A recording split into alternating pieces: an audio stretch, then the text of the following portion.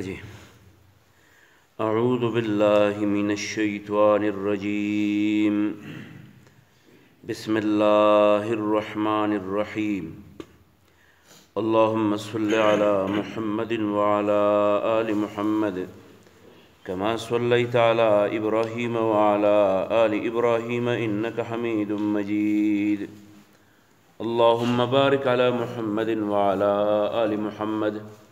كما باركت على إبراهيم وعلى آل إبراهيم إنك حميد مجيد بسم الله الرحمن الرحيم وعن أبي هريرة رضي الله تعالى عنه قال رسول الله صلى الله عليه وآله وسلم المسلم من سلم المسلمون من لسانه ويده والمؤمن من أمنه الناس على دمائهم وأموالهم رواه الترمذي والنسائي وزاد البيهقي في شعب الإيمان برواية فضالة والمجاهد من جاهد نفسه في طاعة الله والمهاجر من حجر الخطايا والذنوب. دا حضرت ابو هريره رضی الله تعالی عنہ پر روایت سره دا لوستل شوی حدیث نقل کړی شوی دی. مخکې احادیثو کې مونږه د ایمان خاوندانو تذکره وکړه، د هغې انجام هم زده کړه او په هغې کې د ټولو نه بهترین عمل چې دی نو هغه د الله دپاره مینه، د الله دپاره نفرت او بغض، د الله دپاره ورکړه، د الله دپاره منع، دا د ایمان د کمال هغه نښې هم ذکر کړې، زده هم کړې. دې لوستلی شوي حدیث کې رسول الله صلی الله علیه وسلم فرمایي چې یو مومن او یو ایماندار خپل ایمان رښتیا ثابتوي نو د ایمانداري یوازې د خپل زړه سره تعلق نه ساتي چې دی وایي یاره زما زړه پاک دی او چې خلک هر څه وایي به نه.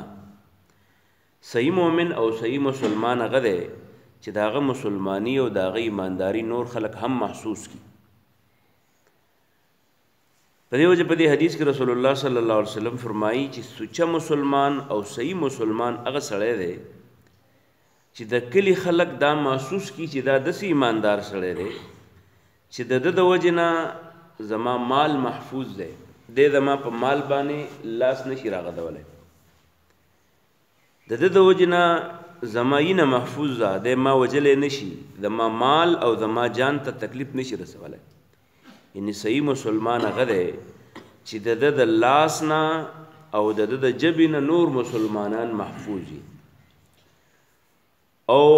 خلق ځان محفوظ ګڼي د ده نه په دې کې چې ګنې د ده جان ته به نقصان ورسوي یا به د ده مال ته نقصان ورسوي. جامع الفاظ دي، دوه څیزونه ذکر شو، یو لاس او بل ژبه. چې صحیح مسلمان سړی او که ښځی دا به هغه کس چې د هغه ژبه دونه زیاته په ښه چلیږي چې نور خلک د ده د ژبې نه نه تنګ. ګوره په نارینهو کې دا دی چې یاره دیم الزامات لګی، دروغ وی، قسمونه بې ځایه خوري، او په زنانو کې هم دا صفتونه د ژبې نشته چې غیبت ډېر کوي، الزامات ډېر لګوي، جنګونه ډېر کوي، چغلي ډېره زیاته کوي. او د دې چغلۍ د لاسه خو اکثر کورونه د دې چغلۍ د لاسه وراني او د دې جنګونو د لاسه په ګاونډ چې دی نو هغه جهنم جوړ شوی. او موږ چې په سکول کې وو نو د سکول په دور کې یو علاقه داسې و، یو کلی داسې و، موږ به زمونږ استادان به په هغه وخت کې سکول ته ناوخته راتله نو یو دوه کلي په هغې کې چې به ښځو جنګ شروع کړو موږ ویل دا زموږ د ریسس ټایم دی، هغوی به خاص په یو ټایم باندې جنګ کوو، یو به په یو پوله باندې کېناستو، بله به په بل پوله کېناستو، جنګ به یې کاو چې ښه بس ستړي شوې د ډوډۍ د پخولو ټایم به شو، ورو به یو کته روانه شو، بله به پورته روانه شو. او دغه شانې چې د مانځه ټیم شي نو په دې کلی کې ښځې په جنګ شي، ټوله ورځ به ناست دي ښه په دمه باندې، خو چې د مانځه ټیم شي ته به دا بانګ یې دي تاوله کړی دی، د بانګ په دې هغې جنګ شروع کړي نو خلکو ته پته ولګي چې اوس ماښام شو یا مازدیګر شو یا شپه شوه چې هغه وخت تیر شي بیا ټیک ټاک صحیح سلامت بیا په پوله یو بل ته ولاړ یو صحابه یو بل ورکوي او خوشحاله یو بل. نو دا د ژبې د شر چې دی نو د دې یو ټکی نه دی چې سړی ووایي چې ګنې د دې وجې نه به محفوظ شي. الزام دی، دروغ دی، چغلي ده، غیبت دی، په چا پسې ژبه راایستل دي، دا ټول په دې کې رالل. نو صحیح مسلمان هغه دی چې د هغه د ژبې د شر نه نور خلک ځان محفوظ وګڼي. او د لاس د شر نه، د لاس شر دام دی چې غلا تې وکړي، ګزار پې وکړي، مال تې ووهي، برید ورله ووهي، دا ټول شرونه دي. نو چې د شر نه سړی محفوظ وي نو په مسلمان باندې به د مسلمانۍ ښکاري، ژبه به هم کنټرولي او لاس به هم کنټرولي. او د ایماندارۍ بل نښه دا د رسول الله صلی الله علیه وسلم په دې حدیث کې ذکر کړه چې من امنه چې محفوظ ګڼي د ده نه خلک ځان علی دمائهم د خپل یینو په دغه باندې و اموالهم او د خپل مال په بنیاد باندې د مطمئنی چې دا سړی ما مال ته نقصان نشي رسولی، دا سړی زما یینې ته نقصان نشي رسولی. په دې بازارونو کې که تاسو کتلي په دې کې دا خلک د خپل بوټان د ځان سره دننه وړي ځکه یره یي چې څوک یې را راپټوي. دغه شانې چا باندې چې ګزار کوي نو د مخکې نه ځان له شل ملګري چاپېره ودرئ چې هسې نه په چا ګزار وکړم او بیا مې د والو غل نه معلومیږي. او په کلي کې چې نو سړی بالکل ښه خلک یو بل ته ګرم را ګرم هم شي خو په یو بل ګزار نه کوي ځکه چې هغه ته پته وي چې ما پې ګزار نه کړی دا بل را باندې ګزار نه کوي، تره زوی مې دی، ماما زوی مې دی، کلیوال مې دی، نو ګزار را باندې نه کوي. نو په دې وجه که خوله یو بل ته تېز هم چلی خو لاس په یو بل باندې نه اوچتوي او په بازار کې فورن بیا لاس اوچتولي. نو والمؤمن من امنه الناس علی دمائهم، مؤمن سړی هغه دی چې په هغه کې دا خوي د هغه کردار داسي چې خلک خپل مال او جان دغه نه محفوظ ګڼي. او دریم چیز رسول الله صلی الله علیه وسلم د صحابي نقل کړی دی، بل یو کتاب دی بیهقي او ترمذي او نسائی کې هغه حدیث نقل شوی دی چې مجاهد موږ هغه چاته وایو چې هغه بس د کافرانو سره په مخه په جګړه باندې. نو رسول الله صلی الله علیه وسلم فرمایل مجاهد یوازې دې ته نه وایي چې هغه د کافرانو سره په جګړه باندې بوخي، کله افغانستان یو کله کشمیر یو کله فلسطینی، یوازې دغه ته مجاهد نه وایي. مجاهد در اصل هغه سړی دی چې د خپل ځان سره اول جهاد وکړي، د خپل زړه سره جهاد وکړي، د خپل خواهشاتو سره جهاد وکړي، د خپل جذباتو سره جهاد وکړي، خپل جذبات کنټرول کړي، خپل خواهشات کنټرول کړي. نو اول د جهاد اولنې محاذ چې دی نو هغه خپل ځان دی، مجاهده نفس، د ځان سره جهاد کول. نو چې د ځان سره جهاد وکړو د کافر سره جهاد وکړي، نو چې سړی د ځان سره جهاد نشي کولی د کافر سره پسې جهاد وکړي. نو در اصل مجاهد هغه دی چې هغه د خپل ځان سره د الله په تابعدارۍ کې جهاد وکړي. مانځه ته راپاڅېدل ګران دي، دی راپاسي وایي چې پاسمه. دغه شان د دروغو نه ځان کنټرول کول ګران دي، خو دی وایي زه ځان کنټرول کوم. نو من جاهد نفسه فی طاعت الله، ته دی جهاد کوي د ځان سره د الله په تابعدارۍ کې. او هجرت د خپل کور پرېښودو ته وایي. نو موږ مهاجر هغې چاته وایو چې هغه خپل وطن پرېښودی، د افغانستان نه پاکستان ته راغلی، ایران ته تلی، دغه شانې د یورپ ملکونو ته تلی، نو موږ هغې ته مهاجر وایو. ډسپلیسمنټ ورته وایو چې یاره دی ډسپلیس شوی دی، د خپل ځای نه بې کوره شوی دی. رسول الله صلی الله علیه وسلم فرمایي دغه هم هجرت دی، خو د هجرت اولنۍ مرتبه چې ده نو هغه دا ده چې ده ته پته ولګي چې دا کار د ګناه دی، د قرآن مخالف دی، د حدیث مخالف دی او دی د هغې نه ځان منع کړي. نو دا د ځان سره د ځان یعنې د خپل خواهشاتو نه، د خپل دغه نه ګناهونو نه او د خپل خطایاو نه ځان لرې وساتي. او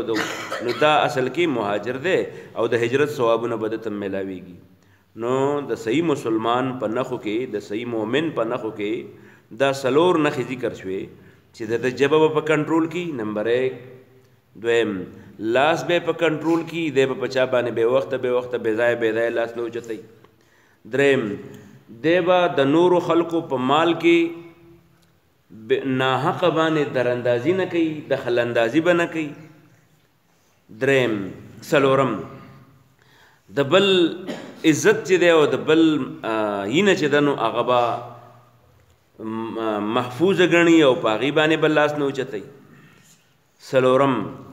دی به د خپل ځان سره د نفس سره به اول جهاد کوي،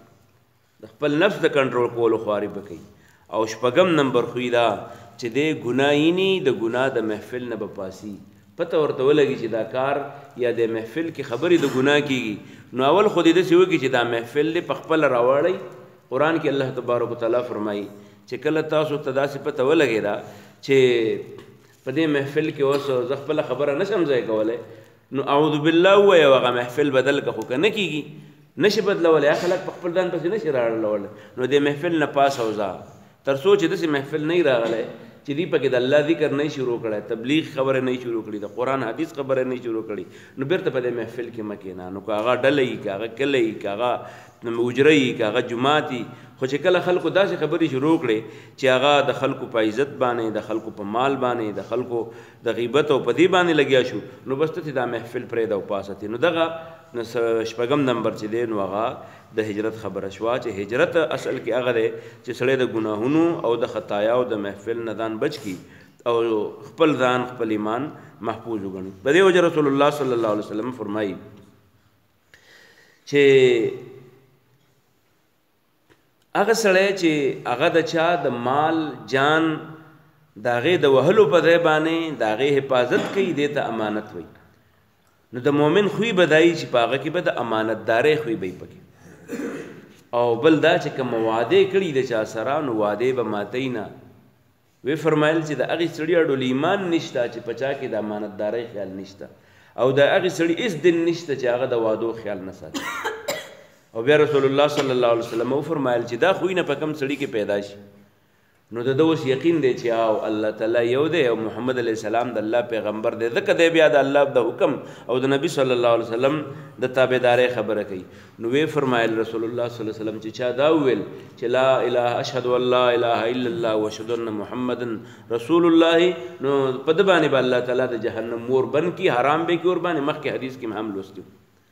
او پسې بل حدیث کې بیا د دین هم ډېره زیاته د امید خبره د هغه ده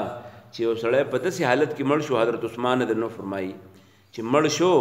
کامل یقین یې و چې وهو یعلم انه لا اله الا الله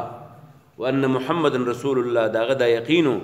په دې پوهېدو چې الله یو دی او محمد علیه السلام چې دی د الله رښتینی پیغمبر دی نو دا سړی چې دی نو دخل الجنه دا به جنت ته ځي که فرض که څه خطاګانې دي شوي د جهنم په لمبو باندې به هغه خطاګانې الله تعالی انځي او بیا به جنت ته لیږي مونږ او تاسو له پکار دي چې خپل خویونه په داسې انداز ترتیب کړو چې زمونږ د ژبې نه نور خلک محفوظ وي زمونږ د لاس د شر نه نور خلک محفوظ وي د نورو خلکو مال په هغې دې زمونږ د اندازي نه د نورو خلکو په عزت دې زمونږ دغه ماتول نه بریدونه ماتول نه د ګناه مخې ته په خپله باندې هم دیوال شو او که بلکل وسم نه رسېده نو چې بیا هغه خپل محفل پرېږدو خو چې د ګناه په محفل کې او د ګناه په کار کې د چا سره ملګرتیا ونه کړو که دا خویونه په من کې وو نو الله تعالی به جهنم په اور باندې مونږ او تاسو حرام کی او مونږ او تاسو باندې به الله د جهنم اور حرام کی او که دا خویونه را پکې نه نو بیا د جهنم لوګي چې دي نو بیا د هغې خلکو دپاره دي چې هغه د الله تعالی نه په بغاوت کې ژوند تېروي رسول الله صلی الله علیه وسلم صحابي رسول حضرت ابو هريره فرمایي وعن ابي هريره الفاظ ته متوجه شئ وعن ابي هريره د حضرت ابو هريره رضی الله عنه روایت دی قال دی وی چې قال رسول الله صلی الله علیه وسلم رسول الله صلی الله علیه وسلم فرمایلی دي المسلم مسلمان سړی من هغه دی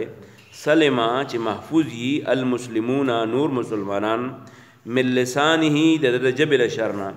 ویده او د د لاس د شر نه والمؤمن مؤمن سړی من هغه دی امنه چې محفوظ ګڼي د ده نه الناس خلق ځان علی دمائهم د خپل مال د خپل جان په باره کې و اموالهم او د خپل مال په باره کې رواه الترمذی دا حدیث نقل کړی دی ترمذی والنسائی او سنن النسائی هم وزاد البیهقی او بیهقی کتاب والا اور په کې دا الفاظ سیوا کړي دي په شعب الایمان د شعب الایمان په باب کې د روایت فضاله د فضاله راوی په روایت سره چې والمجاهد اصل مجاهد من هغه دی جاهد چې هغه جهاد کوي نفسه د ځان سره فی طاعت الله د الله په تابعدارۍ کې والمهاجر اصل مهاجر من هغه دی حجر چې هغه پرېږدي الخطایا خطاګانې والذنوب او ګناهونه وعن انس او د حضرت انس رضی الله عنه روایت دی قال دی وی قلما ډېر لږ ځل داسې شوي دي چې خطبنا تقریر کړی مونږ ته رسول الله صلی الله علیه وسلم الا مگر قال ویل وراته چې لا ایمان نشته ایمان لمن په هغه چا کې لا امانته چې په هغه کې د امانت خیال نشي نه له دغه دپاره ولا دین او هیڅ دین نشته لمن د هغې سړي لا عهده چې وعدې خیال نه له دغه د وعدې خیال نه ساتي. او د بل حدیث کې رسول الله صلی الله علیه وسلم فرمایي هن عبادة بن الصامت د حضرت عباده بن صامت رضی الله عنه روایت دی قال دی وی سمعت ما په خپل اوریدلی رسول الله صلی الله علیه وسلم نه یقول ویلې من کم سړی چې شهیدا گواهی وکي الله اله الا الله چې د الله نه علاوه بل څوک د عبادت قابل نشته وان محمد رسول الله او محمد علیه السلام د الله رسول له حرم الله علیه حرمی الله تعالی په هغه باندې النار اور لره. او بیا حضرت عثمان دنو فرمایي چې رسول الله صلی الله علیه وسلم یو ځل داسې مو فرمایل چې من هغه سړی ما ته چې مړ شو وهو یعلم او د مضبوط یقینو انه چې شان دا دی لا اله الا الله نشته د عبادت قابل د الله نه علاوه بل څوک دخل الجنه دا سړی به جنت ته ننوځي. الله تعالی د عمل توفیق موږ ټول راکړي. واخر دعوانا الحمد لله رب العالمين. ربنا تقبل منا انك انت السميع العليم وتب علينا انك انت التواب الرحيم برحمتك يا ارحم